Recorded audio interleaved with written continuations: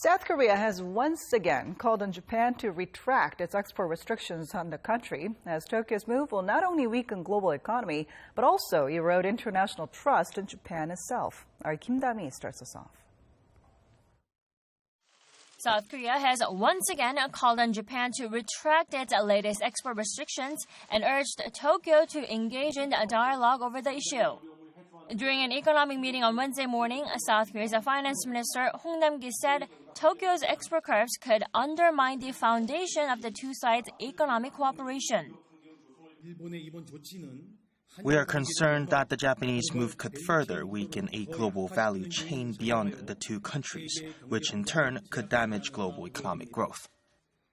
The minister also expressed concerns over Japan's unfair export restrictions targeting a specific country and underscored South Korea-Japan's long economic ties.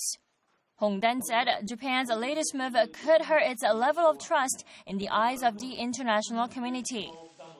Calling Japan the biggest beneficiary of the World Trade Organization, Hong referred to the G20 Osaka leaders' declaration back in June that called for a free, fair, non-discriminatory, and stable trade environment.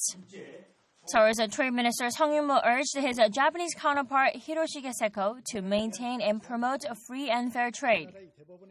In a Facebook post on Tuesday, Sung openly refuted Seko's remarks that Japan's export curbs are intended to be a precautionary measure, not a retaliation against last year's forced labor ruling by South Korea's Supreme Court. Earlier on Monday, the Japanese minister denounced South Korean President Moon Jae-in's remarks the previous day that Japan will suffer a greater economic damage should their trade standoff continue.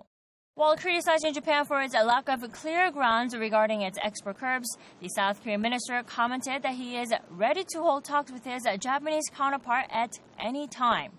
To cope with the economic retaliation, the Seoul government said it will secure an extra budget to support industries related to parts and materials in the second half of the year.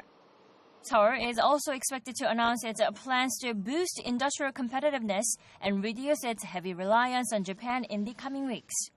Kim Da-mi, Arirang News.